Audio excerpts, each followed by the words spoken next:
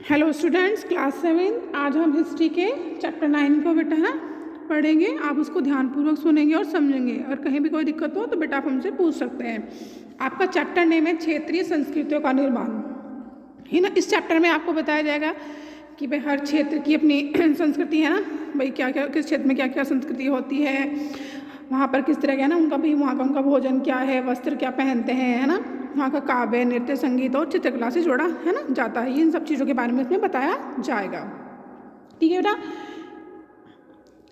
लोगों का वर्णन करने का सबसे सामान्य तरीका है उनकी बोलचाल की भाषा से उन्हें परिभाषित करना।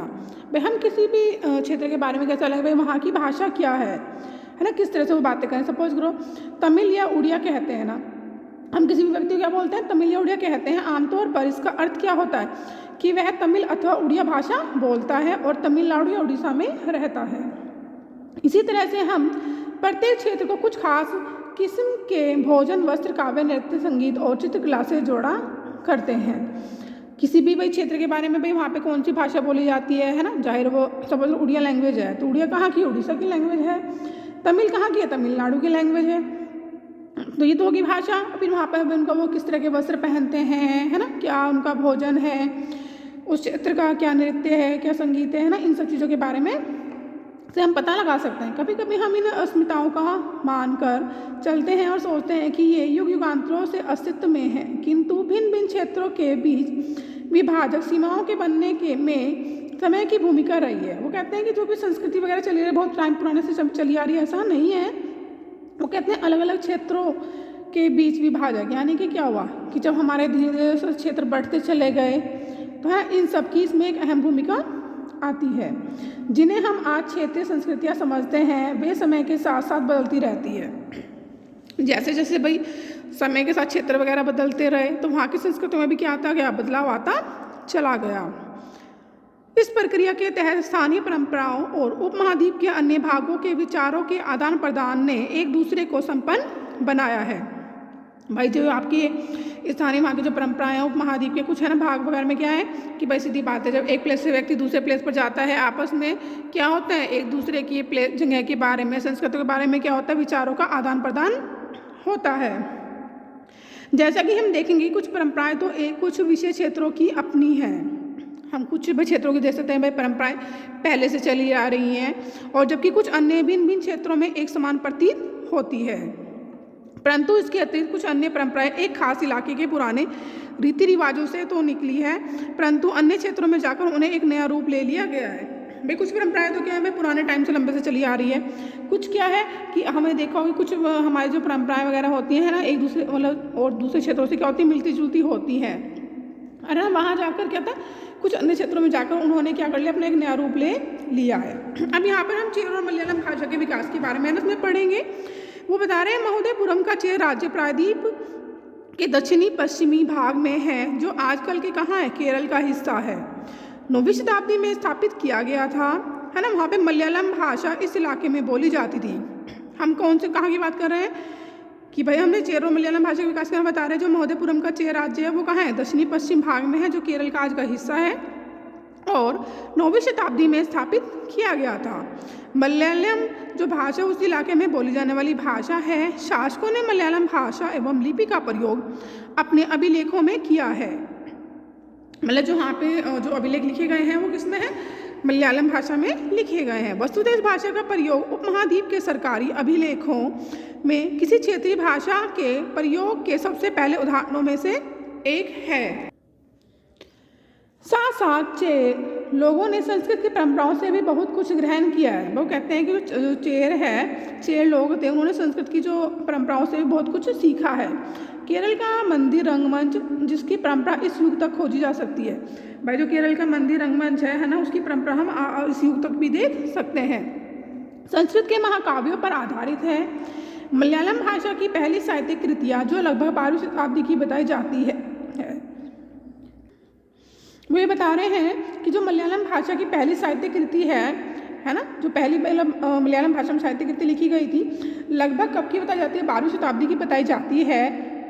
प्रत्येक रूप से संस्कृत की ऋणी है, यानी कि संस्कृत भाषा को उसमें अपने योगदान पाया जाता है। काफ़ी रोचक तथ्य इसके बारे में क्या है कि 14वीं शताब्दी का एक ग्रंथ लीला तिलकम जो व्याकरण तथा काव्य शास्त्र विषयक है, वो बता रहे 14वीं शताब्दी के एक ग्रंथ बता रहे हैं जिसका नाम है लीला तिलकम है, जो व्याकरण और काव्य शास्त्र का विषयक है, मणि परवालम शैली में लिखा गया है। जो ये लीला तिलकम है ग्रंथ है, ये मणि परवालम भाषा में लिखा गया है। मणि परवालम का शाब्दिक अर्थ क्या है? हीरा और मूंगा, जो यहाँ दो भाषाओं संस्कृत एवं क्षेत्रीय भाषा के साथ साथ प्रयोग की ओर संकेत करता है। नेक्स्ट है आपका शासक और धार्मिक परंपराएं, जगन्नाथी संप्रदाय। भाई शासक और उनकी धार्मिक जो परंपराएं उसके बारे में बता रहे हैं। फिर जो जगन्नाथी संप्रदाय है ना उसके बारे में इसमें बताया जा रहा है। अन्य क्षेत्रों में क्षेत्रीय संस्कृतियाँ क्षेत्रीय धार्मिक परंपराओं से विकसित हुई थी। इस प्रक्रिया का सर्वोत्तम उदाहरण क्या है? पुरी उड़ीसा में जगन्नाथ संप्रदाय है ना, ये उड़ीसा है ना, उड़ीसा में एक जगन्नाथपुरी है ना के बारे में बता रहे हैं कि वहाँ पे संप्रदाय है। कौन सा जगन्नाथ संप्रदाय है? जगन्नाथ का क्या अर्थ बता रहे हैं? दुनिया का मालिक, दुनिया का मालिक जो विष्णु का पर्यायवाची है। आज तक जगन्नाथ की काष्ठ प्रतिमा स्थानीय जनजाति के लोगों द्वारा बनाई जाती है। जो जगन्नाथ की जो प्रतिमा है, काष्ठ मतलब लकड़ी की प्रतिमा उनकी बनाई जाती है, वो वहाँ के जनजाति लोगों के द्वारा ही बनाई जाती है, जिससे यह तात्पर्य निकलता है कि जगन्नाथ मूलतः एक स्थानीय देवता थे। जो जगन्नाथ भगवान थे वहाँ के कौन थे? मूलतः स्थानीय देवता थे, जिन्हें आगे चलकर किसका रूप मान लिया गया? विष्णु का रूप मान लिया गया है। 12वीं शताब्दी में गंग वंश के एक अत्यंत प्रतापी राजा अनंत वर्मन ने पुरी में पुरुषोत्तम जगन्नाथ के लिए एक मंदिर बनवाने का निश्चय किया है।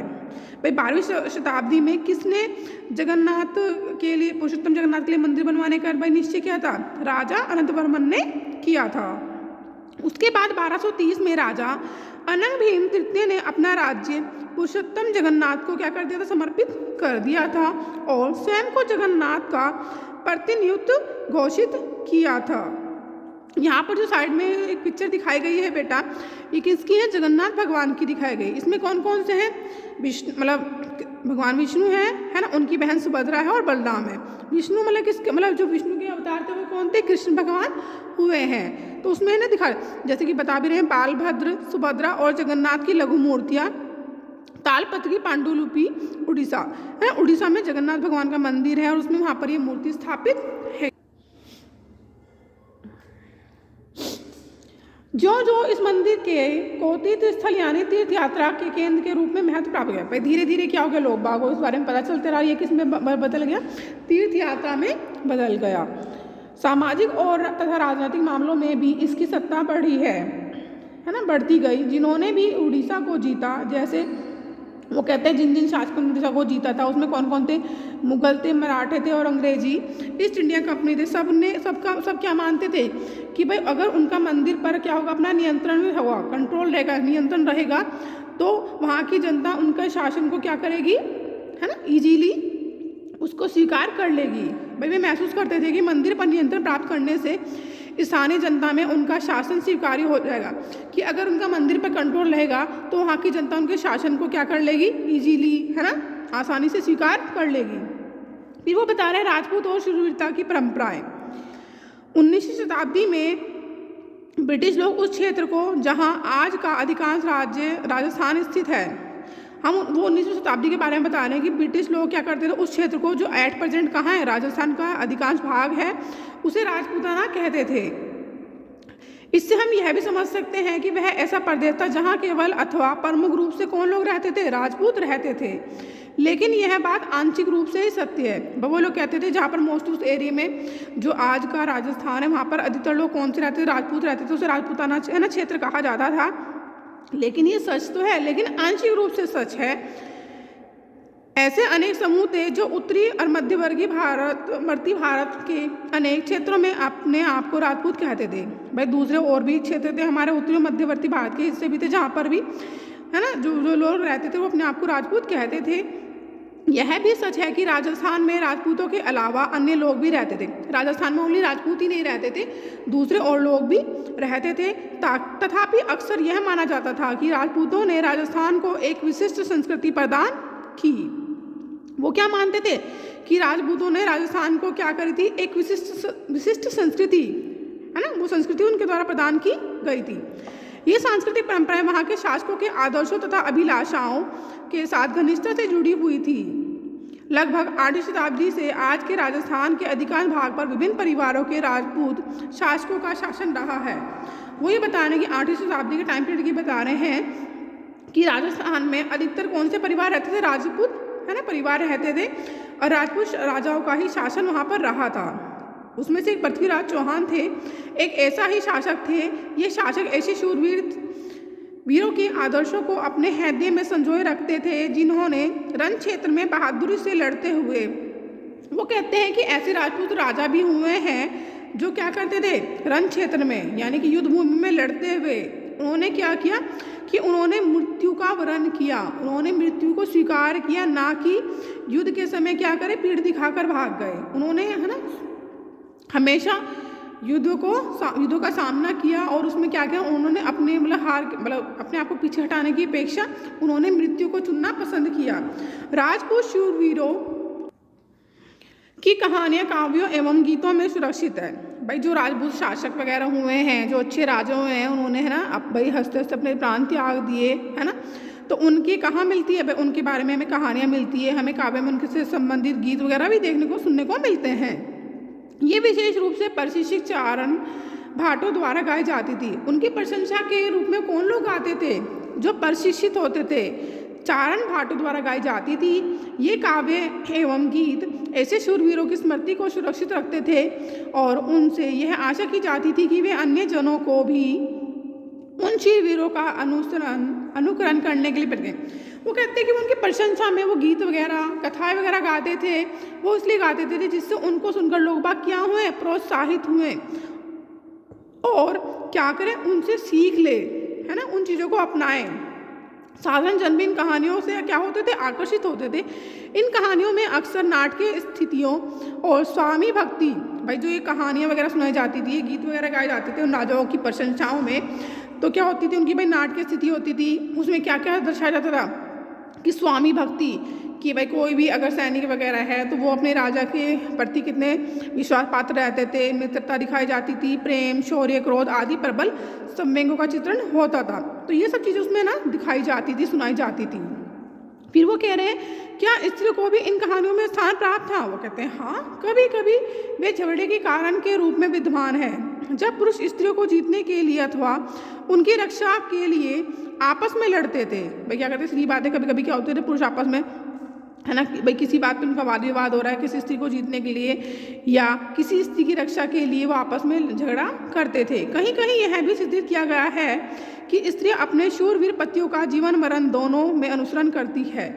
कहानियों में ये भी दिखाया जाता था कि जो स्त्रियां जिनके पति शूरवीर होते थे, है ना, अच्छे योद्धा होते थे, युद्ध में लड़ते लड़ते है ना अपने प्राण त्याग कर देते, तो जो उनकी वाइफ पत्नियां होती थी तो हमेशा जीवन भर उनका साथ देती थी, चाहे वो जीवित हो या मृत्यु के बाद भी वो उनका ही अनुसरण करती थी। इसमें एक एग्जाम्पल बता रहे हैं कि जैसे कि सती प्रथा यानी विधवाओं द्वारा अपने मृत पतियों की, सती प्रथा क्या होती है, जब किसी स्त्री का पति मर जाता है तो वो स्त्री अपने पति के साथ जीवित है ना अग्नि में जल जाती है। तो कहते हैं कि सती प्रथा यानी विधवाओं द्वारा अपने मृत पतियों की चिता पर जिंदा जल जाने की प्रथा का ही कुछ कहानियों में उल्लेख पाया जाता है। इस प्रकार जो लोग शूरवीरता के आदर्शों का पालन करते थे उन्हें अक्सर इस आदर्श के लिए अपने जीवन का बलिदान करना होता था। कि इसमें सती प्रथा दिखाई जाती थी कि अभी मैंने आपको बताया है कि अगर किसी स्त्री का पति मर जाए है तो उसके साथ वो क्या करती थी, चिता में जिंदा जल जाती थी। इसको सती प्रथा ना कहा जाता था। फिर क्षेत्रीय सीमांतों से परे कथक नृत्य की कहानी, यहाँ पर बता रहे हैं कि भाई जो क्षेत्रीय सीमांत वगैरह है तो कथक जो नृत्य है उसकी कहानी बता रहे हैं। भाई वो कैसे है कि यदि शूरवीरता की परंपराएं भिन्न भिन्न क्षेत्रों में भिन्न भिन्न रूपों में मिल सकती है तो नृत्य के विषय में भी यही सच है। बस सीधी बात है, हर क्षेत्र की अपनी अपनी अलग अलग परंपराएं होती हैं, तो उसके अनुसार है ना नृत्य भी अलग अलग क्षेत्र के हो सकते हैं। नृत्य के एक रूप कथक के इतिहास को देखेंगे। यह शैली उत्तर भारत के अनेक भागों से जुड़ी है। अगर आपसे पूछा जाए भाई कथक कौन से है, कहाँ से संबंधित है, यह उत्तर भारत के अनेक भागों से जुड़ी है। कथक शब्द का क्या अर्थ है, कथा, कथा से निकला है, जिसका प्रयोग संस्कृत तथा अन्य भाषाओं में कहानी के लिए किया जाता है। कथक मूल रूप से उत्तर भारत के मंदिरों में कथा यानी कहानी सुनाने वालों की एक जाति थी। भाई कथक मूल रूप से क्या बता रहे हैं कि उत्तर भारत में जो कथा यानी कहानी सुनाने वाले लोग, ग्रुप के लोग, जाति के लोग जो होते थे, है ना, ये कथाकार अपने हाव भाव, मतलब क्या कहते, जब वो कहानी सुनाते थे तो वो क्या करते थे, कहानी सुनाने के साथ साथ वो जैसे सपोज करो फेस एक्सप्रेशन या हाथ से ना हाव भाव प्रकट करते थे तथा संगीत से अपने कथा वाचन को अलंकृत किया करते थे। भाई वो किसी भी राजा की प्रशंसा के बारे में, है ना, शूरवीरता के बारे में बता रहे हैं तो वो अपने चेहरे के हाव भाव से, है ना, गीत के रूप में, नृत्य के रूप में उसको ना लोगों को सुनाते थे। 15वीं तथा 16वीं शताब्दियों में भक्ति आंदोलन के प्रसार के साथ कथक एक विशिष्ट नृत्य शैली का रूप धारण करने लगा। तो 15वीं और 16वीं शताब्दी में क्या बता रहे हैं, जब भक्ति आंदोलन का प्रसार यानी कि बढ़ने लगा तो कथक क्या कि ये विशिष्ट नृत्य शैली का रूप धारण करने लगा। जैसे कि राधा कृष्ण के पौराणिक आख्यान मतलब जो पौराणिक कहानियां हैं, लोक नाट्य के रूप में प्रस्तुत किए जाते थे।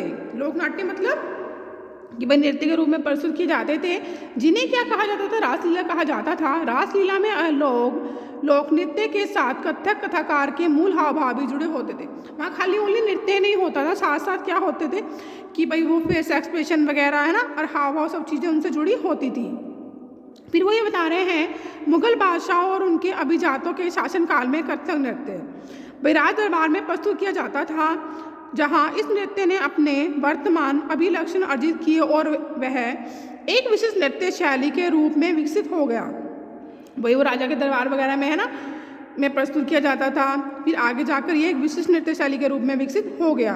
आगे चलकर यह दो परंपराओं अर्थात घरानों में फूला फला। कौन कौन से घरानों में, जैसे राजस्थान जयपुर के दरबारों में और लखनऊ में। पूछ रहे भी कौन से दो घरानों में भाई फला फूला, तो राजस्थान और लखनऊ के। अवध के अंतिम नवाब वाजिद अली शाह के संरक्षण में यह प्रमुख कला रूप में उभरा। अगर ये पूछ रहे हैं कि भाई ये कला कौन से शासक के संरक्षण में अधिक उभरा, तो अंतिम नवाब वाजिद अली शाह के संरक्षण में उभरा, कला के रूप में उभरा। 1850 से 1875 के दौरान यह नृत्य शैली के रूप में इन दो क्षेत्रों में ही नहीं, पहले तो ओनली दो क्षेत्रों के बारे में बताया गया था भाई, राजस्थान और लखनऊ के बारे में, लेकिन आगे धीरे धीरे क्या 1850 से 1875 के बीच में क्या इन दो क्षेत्रों में ही नहीं बल्कि आज के पंजाब, हरियाणा, जम्मू और कश्मीर, बिहार तथा मध्य प्रदेश के निकटवर्ती इलाकों में भी पक्के तौर पर संस्थापित हो गया। इसकी प्रस्तुति में क्लिष्ट तथा द्रुत पद संचालन, उत्तम वेशभूषा तथा कहानियों के प्रस्तुतिकरण एवं अभिनय पर जोर दिया जाने लगा। वो क्या बता रहे हैं कि भाई उनकी वेशभूषा पर ध्यान देना चाहिए, भाई कहानी को जो प्रस्तुतिकरण वो किस तरह से प्रेजेंट करते हैं, प्रस्तुत करते पर, है ना, अभिनय वगैरह हर चीज़ पर जोर दिया जाने लगा। अनेक अन्य सांस्कृतिक गतिविधियों की तरह कथक को भी 19वीं तथा 20वीं शताब्दियों में अधिकांश ब्रिटिश शासकों ने नापसंद किया। वो 19वीं और 20वीं शताब्दी में बता रहे हैं कि ब्रिटिश प्रशासकों द्वारा यह पसंद नहीं किया गया था, फिर भी यह जीवित बचा रहा और गणिकाओं द्वारा पेश किया जाता था। किसके द्वारा पेश किया जाता था? गणिकाओं के द्वारा पेश किया जाता था। स्वतंत्रता प्राप्ति के बाद तो देश में इसे 6 शास्त्रीय नृत्यों रूपों में मान्यता मिल गई। अगर मैं पूछूँ कि भाई स्वतंत्रता प्राप्ति के बाद जो नृत्य वगैरह है, तो देश में इसे 6 शास्त्रीय नृत्यों के रूप में मान्यता मिल गई। कौन से नृत्य के रूप में? शास्त्रीय नृत्य के रूप में मान्यता मिल गई थी। अब इसमें आ रहा है शास्त्रीय नृत्य। किस कला रूप को शास्त्रीय माना जाए? इस प्रश्न का उत्तर देना अक्सर बहुत कठिन होता है। क्या हम उस रूप या शैली को शास्त्रीय कहते हैं जिसका विषय धार्मिक हो, अथवा क्या हम उसे शास्त्रीय इसलिए मानते हैं क्योंकि उसके लिए अत्यधिक कौशल की आवश्यकता होती है? वो कह रहे हैं कि भाई क्या वो धार्मिक है इसलिए हम उसे शास्त्रीय मानेंगे, या उसमें अधिक कौशल की आवश्यकता होती है इसलिए हम उसे शास्त्रीय मानेंगे, जो कई वर्षों के लंबे प्रशिक्षण से ही प्राप्त होता है, अथवा यह शास्त्रीय इसलिए है, क्यों है? क्योंकि यह निर्धारित नियमों के अनुसार ही प्रदर्शित या प्रस्तुत किया जाता है। हम इसे शास्त्रीय नृत्य क्यों मानते हैं? वो यही चीज़ बता रहे हैं क्योंकि यह उसमें निर्धारित नियमों के अनुसार प्रदर्शित या प्रस्तुत किया जाता है, कि उसमें निर्धारित कुछ नियम वगैरह हैं के अनुसार इसे है ना प्रदर्शित किया जाता है, प्रस्तुत किया जाता है, इसलिए इसको हम शास्त्रीय नृत्य मानते हैं। और उसमें विभिन्नताओं को प्रोत्साहन नहीं दिया जाता है। ये ऐसे प्रश्न हैं जिस पर हमें विचार करने की आवश्यकता है। यह भी स्मरणीय है कि बहुत से ऐसे नृत्य रूपों में जिन्हें लोक नृत्य की श्रेणी में रखा गया है वे विशेषताएं पाई जाती हैं जिन्हें शास्त्रीय रूपों का विशिष्ट लक्षण बताया जाता है। यद्यपि शास्त्रीय विशेषण का प्रयोग उन कला रूपों की श्रेष्ठता का सूचक हो सकता है, फिर भी यह हमेशा शब्द सही नहीं होता है। अन्य नृत्य रूप जिन्हें हम इस समय शास्त्रीय माना जाता है, अब कौन कौन से शास्त्र? जब भरतनाट्यम कहाँ का है? तमिलनाडु का है। कथकली कहाँ का है? केरल का है। ओडिसी उड़ीसा का है। कुचिपुड़ी आंध्र प्रदेश का है। और मणिपुरी कहाँ का है? मणिपुर का है। यहाँ पर आपको ना पिक्चर शो की गई है। कथक नृत्यांगनाएं एक दरबारी चित्र, भाई जो कथक प्रस्तुत कर रही है वो एक दरबार का चित्र यहाँ शो किया गया है। ठीक है बेटा, आप इस चैप्टर को यहाँ तक ध्यानपूर्वक सुनेंगे, है ना, और उसको वीडियो को सुनेंगे और उसको चैप्टर को पढ़ेंगे, और उसमें से जहाँ जहाँ इंपॉर्टेंट पॉइंट्स है ना होते हैं ना कि हमें लगता है कि चैप्टर का इंपॉर्टेंट है, वहाँ पर आप अंडरलाइन करेंगे। कहीं कोई दिक्कत हो, डाउट हो तो आप है ना बेटा मुझसे पूछ सकते हैं। ठीक है बेटा, बाय, टेक केयर।